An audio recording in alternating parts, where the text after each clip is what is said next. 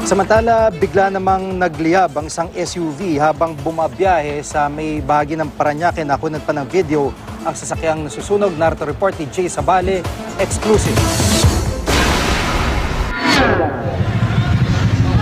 Kitang-kita ang pagliyab ng makina ng SUV na ito habang nakaparada sa tabing kalsada sa Doña Soledad, Better Living Subdivision, Barangay Don Bosco. Sa Parañaque, kwento ni Arnel Ocampo na may-ari ng SUV. Galing daw siya ng Maynila at pauwi na sa Parañaque nang may mapansin siyang usok mula sa hood. Skyway ako, pagdaan ko rito, medyo malakas yung usok. Nang bumaba ako, tapos nakita ko sa ilalim meron ng mga apoy-apoy. Ilang minuto rin daw ang lumipas bago ito nagamitan ng fire extinguisher at nabuhusan ng tubig ng ilang siklista at tauhan ng Skyway Patrol. Sinusubukan pa nga nilang buksan ang hood para mabugahan at masabuyan ng tubig. Pero wala na ang koneksyon nito sa bukasan at tila nakadikit na. Walang tumulong na magbigay ng tubig eh. Napunta ka sa mga kapitbahay, walang tumulong eh.